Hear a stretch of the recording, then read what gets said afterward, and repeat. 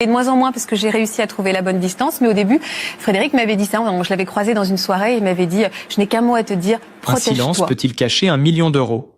Ou bien des années de compromis étouffés? Et que reste-t-il d'un amour lorsque la négociation devient plus fréquente que les éclats de rire? Haspi de Tangerdat. Depuis des mois, une rumeur insistante flotte autour de Faustine Bollaert et de Maxime Chatham. Mais personne n'imaginait que leur différend le plus intime remonterait à 2013, alors qu'elles portaient leur premier enfant. 2 visions opposées, 2 désirs de vie qui s'entrechoquent, et une phrase qu'elle avait lâchée, presque en tremblant, « Il va falloir négocier ». Aujourd'hui, Faustine brise enfin le silence, et ce qu'elle révèle éclaire leur séparation d'une lumière nouvelle, bien plus complexe qu'on ne le croit. Faustine Bollaert brise le silence sur son divorce. Le divorce à 1 million d'euros. Mais comment cette jeune journaliste ambitieuse, devenue l'un des visages les plus aimés du petit écran, en est-elle arrivée à ce moment de rupture? Avant d'être l'animatrice incontournable qu'on connaît, Faustine Bollaert brillait déjà par son audace et son énergie. De ses débuts dans Premier baiser, à ses infiltrations journalistiques qui ont marqué les esprits. Mais au fond, que s'est-il vraiment passé derrière les murs feutrés de leur maison, loin des caméras et des sourires télévisés? Comment un couple si admiré, si discret, a-t-il glissé vers cette rupture silencieuse dont Faustine n'avait jamais voulu parler? Jusqu'à aujourd'hui? Pour comprendre, il faut remonter 11 ans en arrière à ce moment suspendu où, enceinte de son premier enfant, elle avait confié du bout des lèvres un détail anodin, en apparence, mais qui, avec le recul, ressemblait presque à une fissure. Elle disait vouloir 2 enfants. Lui en voulait 3. Une phrase simple, presque douce, mais chargée d'avenir. Il va falloir négocier. À l'époque, personne n'y avait vu le signe d'une divergence profonde. Et pourtant, dans les confidences qu'elle a fini par livrer, cette divergence n'était pas seulement une discussion de jeunes parents rêvant leur futur, mais l'un des premiers symptômes d'un déséquilibre qui allait, des années plus tard, prendre une ampleur inattendue. Car derrière la lumière, Faustine vivait déjà une tension intime que le public ne voyait pas. Elle, instinctive, sensible, construite par la pression du direct et la douceur de ses rencontres quotidiennes avec des témoins brisés. Lui, plongé dans l'ombre, travaillant des heures à imaginer les pires cauchemars du crime pour nourrir ses romans. 2 mondes qui coexistaient, mais jamais totalement sans heurts. Et au fil du temps, Faustine a compris que cette différence n'était pas qu'une question d'ambiance ou de tempérament, mais aussi de projection de vie.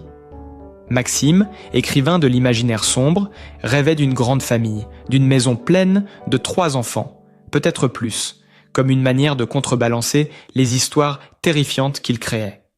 Alors qu'elle, éprouvée par les témoignages qu'elle recevait chaque jour dans « Ça commence aujourd'hui », ressentait physiquement le poids de ses douleurs accumulées. Elle aimait profondément être mère, mais elle savait aussi ses limites, son équilibre fragile, son besoin de respirer entre 2 mondes. Cette nuance, presque invisible pour l'extérieur, est devenue un point de tension silencieux. Les années ont passé, les succès se sont enchaînés, leurs carrières ont pris de l'ampleur, mais ce désaccord initial n'a jamais vraiment quitté leur horizon. Tantôt enfoui, tantôt ravivé par une discussion, il réapparaissait toujours dans les moments où la fatigue s'installait, où l'un ou l'autre doutait.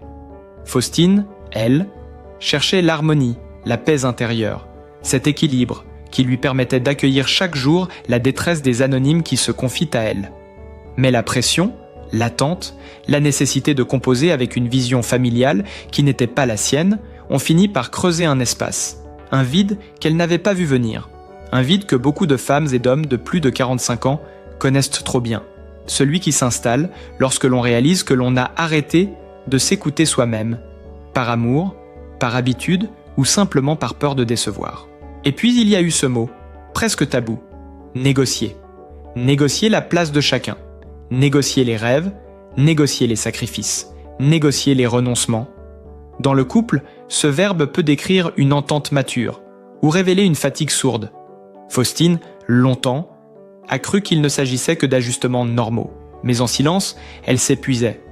Elle menait tout de front, comme tant de femmes de sa génération. Mère attentive, animatrice aimée des Français, soutien discret pour un mari, au succès immense. Pourtant, La façade solide cachait des nuits d'insomnie, des interrogations profondes, ces moments où l'on s'assoit seul dans la cuisine, dans le noir, en se demandant où l'on s'est perdu en chemin. Elle ne le disait pas, elle ne se plaignait pas.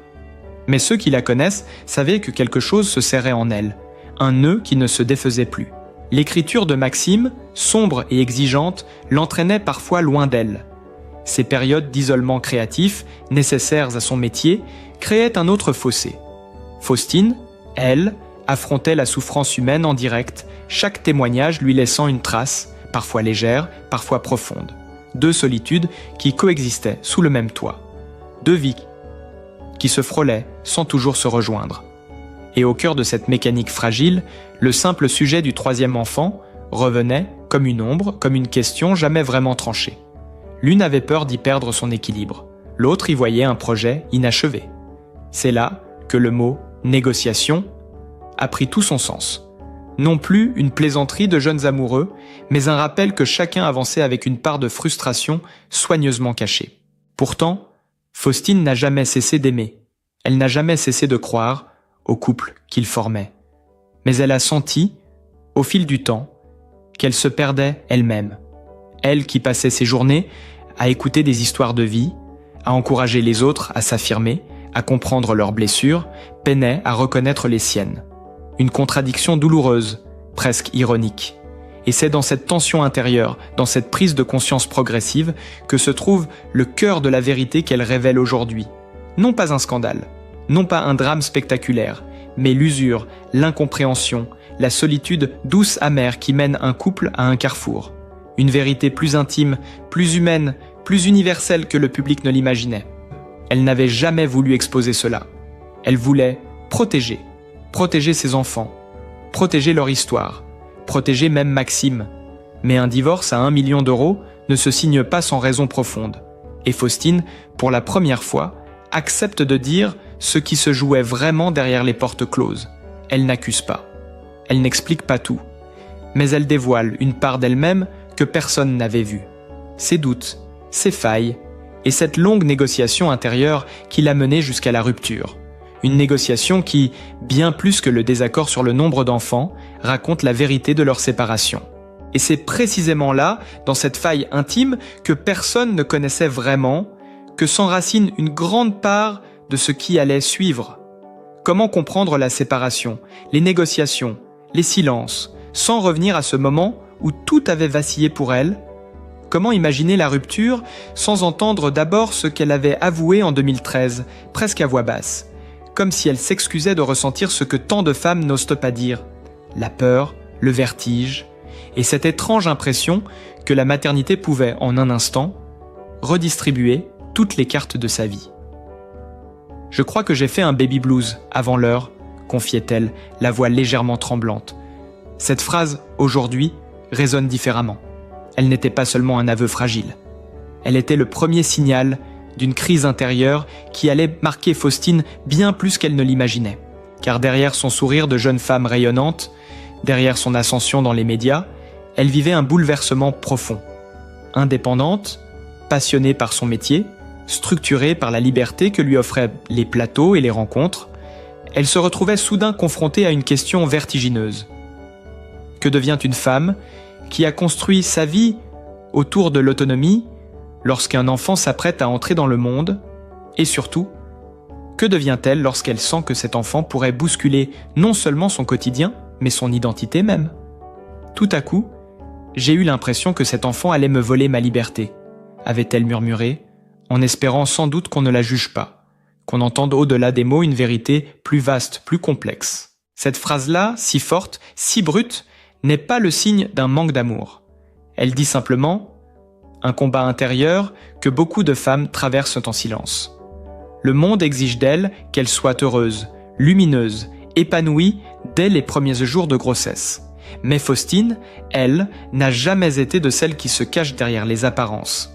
Elle savait que la vérité, même fragile, même dérangeante, est souvent la seule chose qui peut libérer.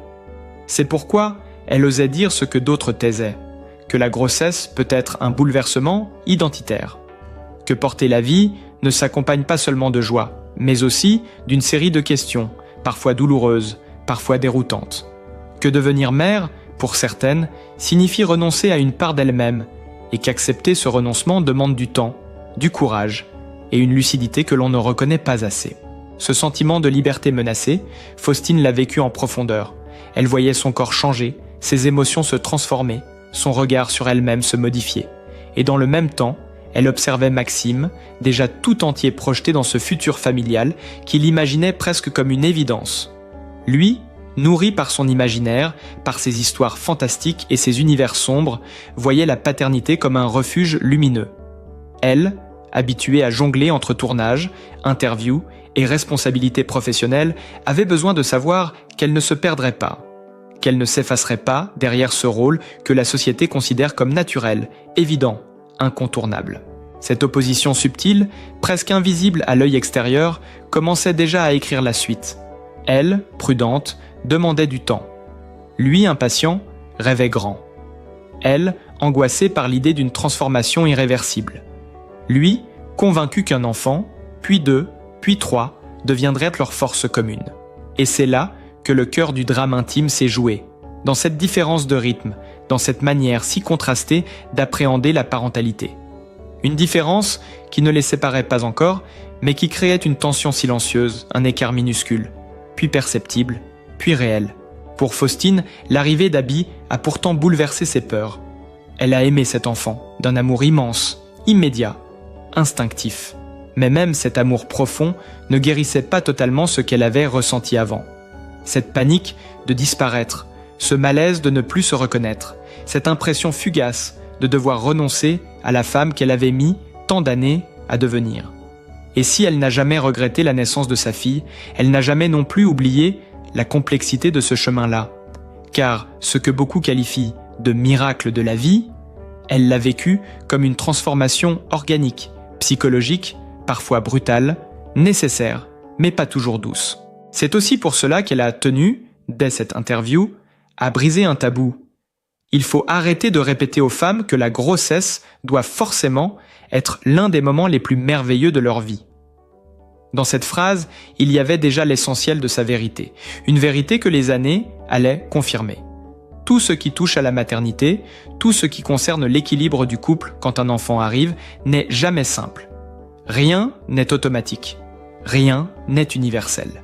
Et prétendre le contraire ne fait qu'enfermer celles qui vivent autrement dans une culpabilité silencieuse. Pourtant, Faustine n'a jamais cédé à cette culpabilité. Elle a choisi de l'observer, de l'étudier, de la comprendre. Et c'est ce chemin intérieur, parfois douloureux, parfois libérateur, qu'elle revisite aujourd'hui en parlant de son divorce. Car cette peur originelle, cette impression de perdre sa liberté, n'a jamais totalement disparu. Elle a simplement changé de forme. D'abord liée à la maternité, elle s'est ensuite glissée dans son rôle d'épouse. Faustine aimait Maxime, profondément. Mais aimer ne suffit pas toujours à effacer les contradictions intérieures. Au fil des années, elle sentait que l'espace personnel qu'elle tentait de préserver se réduisait. Les attentes grandissaient. La pression du quotidien, de la carrière, de la famille, du succès de chacun dessinait un cadre dans lequel elle respirait de moins en moins.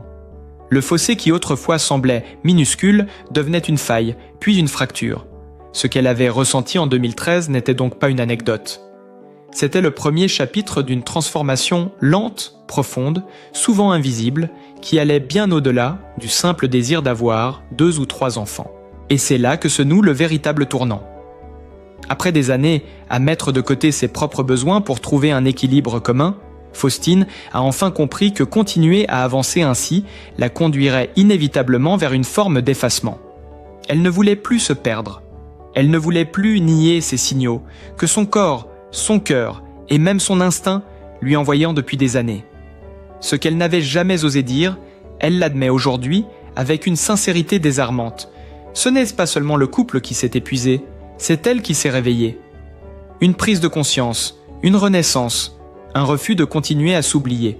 Un choix difficile, parfois déchirant, mais nécessaire. Et cette vérité-là, brute, humaine, universelle, ouvre une toute nouvelle lecture de son divorce. Une lecture où la question n'est plus « pourquoi se sont-ils séparés ?», mais « comment a-t-elle enfin trouvé le courage de se choisir elle-même ?» Mais alors, comment un couple qui semblait aussi solide a-t-il pu en arriver là?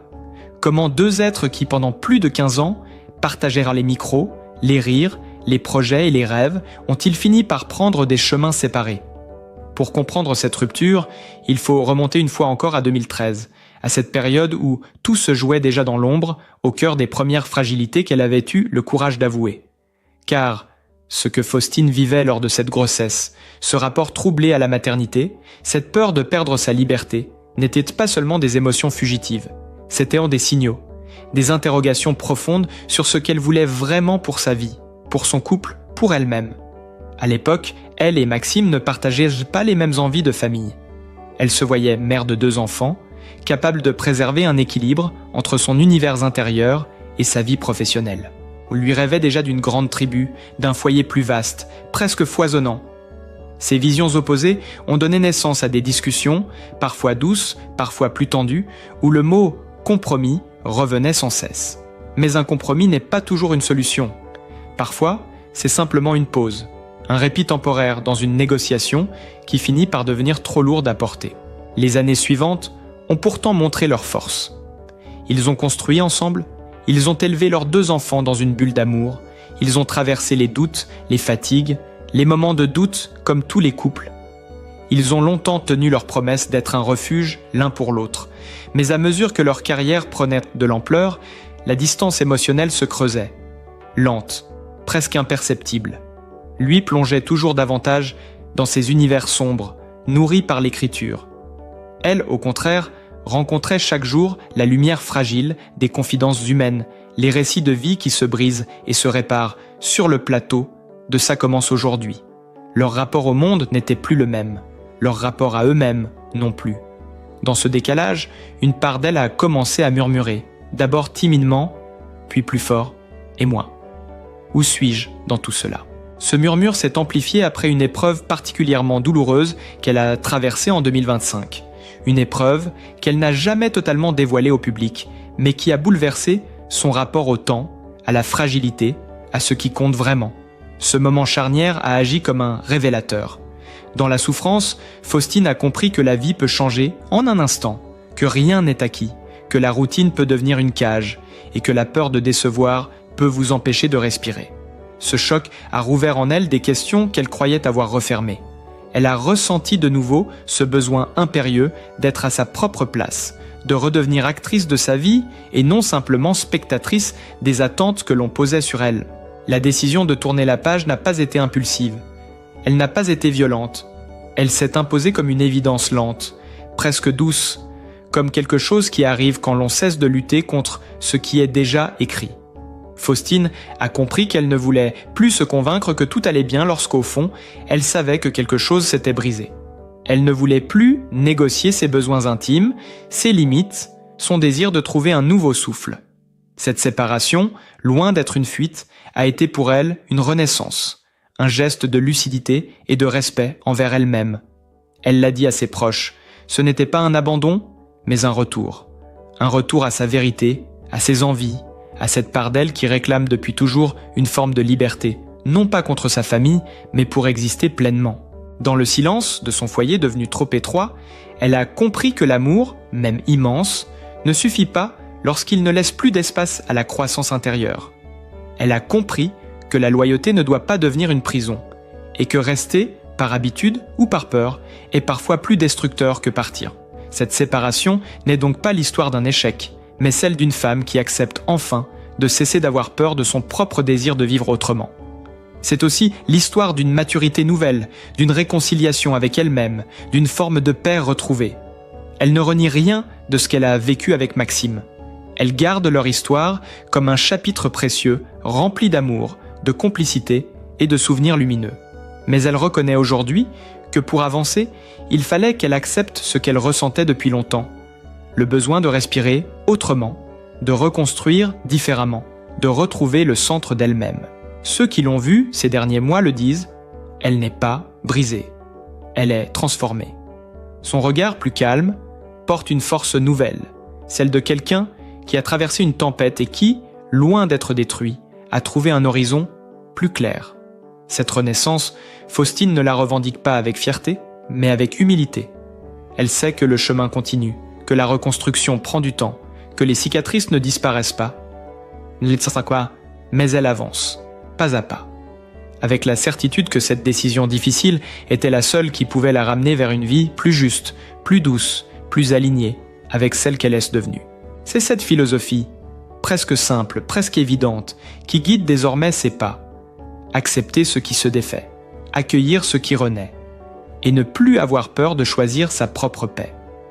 Une vision qui éclaire aujourd'hui son divorce d'une lumière bien différente, non plus le récit d'une rupture, mais celui d'une femme qui a enfin compris qu'aimer les autres commence souvent par apprendre à s'aimer soi-même. Au fond, ce que traverse aujourd'hui Faustine Bollaert ne ressemble ni à une défaite, ni à une rupture spectaculaire comme celle que les médias aiment parfois raconter. C'est une histoire beaucoup plus silencieuse, beaucoup plus humaine. Une histoire faite de choix intérieurs, de maturité, de cette lucidité douce, amère, qui arrive lorsque l'on comprend que la vie n'est pas une ligne droite, mais une succession de cycles, d'ouverture et de fermeture, d'élan et d'arrêt nécessaires. Pendant longtemps, elle a avancé en pensant que tenir était une forme de force. Aujourd'hui, elle découvre que lâcher peut l'être tout autant.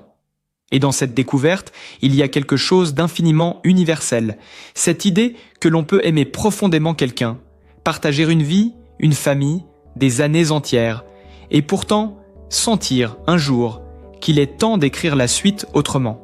Ce n'est pas un reniement, ce n'est pas une fuite, c'est un mouvement intérieur, presque imperceptible, mais puissant, qui invite à regarder vers soi avec honnêteté. Faustine, à travers son parcours, rappelle à des millions de femmes et d'hommes qu'il est possible de se réinventer même lorsque tout semble déjà installé. Que l'on peut choisir la paix plutôt que l'inconfort quotidien. Que l'on peut accepter que la personne que l'on devient ne corresponde plus exactement à celle que l'on était lorsque l'histoire a commencé. Et que cela ne retire rien à la beauté du chemin parcouru. Dans cette étape de sa vie, elle trouve un apaisement nouveau, une forme de clarté. Elle ne dramatise rien. Elle ne glorifie rien. Elle avance simplement, avec délicatesse, comme si elle apprenait de nouveau à marcher à son propre rythme. Ses proches témoignent d'une femme plus ancrée, plus calme, presque allégée. Elle ne cherche plus à correspondre à une image, à un idéal familial, à cette figure parfaite que l'on projetait sur elle. Elle choisit enfin de se regarder sans filtre, sans pression, avec la tendresse que l'on doit à celles et ceux que l'on a trop longtemps exigés. Ce divorce, que tant ont voulu analyser sous l'angle du scandale ou de l'argent, raconte en réalité une soif de vérité. Une vérité intime, discrète, mais essentielle. Il raconte la trajectoire d'une femme qui a passé des années à écouter la douleur des autres, à accueillir leurs récits, leurs peines, leur renaissance, et qui finit, elle aussi, par suivre ce qu'elle conseille chaque jour, reconnaître quand un chemin s'arrête et oser prendre celui qui commence. La renaissance n'est pas toujours flamboyante. Parfois, elle est lente, fragile, presque invisible. Elle se glisse dans les gestes simples, dans la manière de respirer, dans le sourire que l'on retrouve en se regardant dans le miroir. Elle se loge dans cette certitude nouvelle que rien n'est perdu, que tout peut se reconstruire, que chaque fin porte déjà une promesse de recommencement. Et peut-être est-ce cela, finalement, la grande leçon de cette histoire. Il n'existe pas de vie parfaite. Pas de couple sans ombre, pas de destin sans bifurcation. Il existe seulement des êtres qui apprennent, au fil du temps, à écouter ce qui bat en eux plus fort que tout. Faustine a choisi de s'écouter, de renoncer à ce qui la pesait, d'accueillir ce qui lui manquait.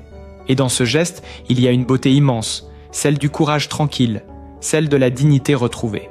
À ceux qui l'aiment, qui l'ont suivi, qui se reconnaissent dans ses doutes comme dans ses choix, elle montre aujourd'hui qu'aucune séparation n'est la fin de tout, que la tendresse peut continuer d'exister malgré la distance, que les familles peuvent se réinventer, que le bonheur n'a pas qu'une seule forme. Elle avance vers une page nouvelle, encore blanche, encore fragile, mais ouverte.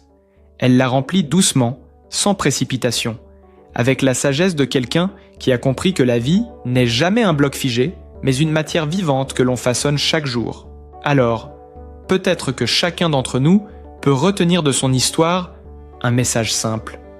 Il n'est jamais trop tard pour se choisir, pour se retrouver, pour écouter cette voix intérieure que l'on a trop longtemps mise en sourdine.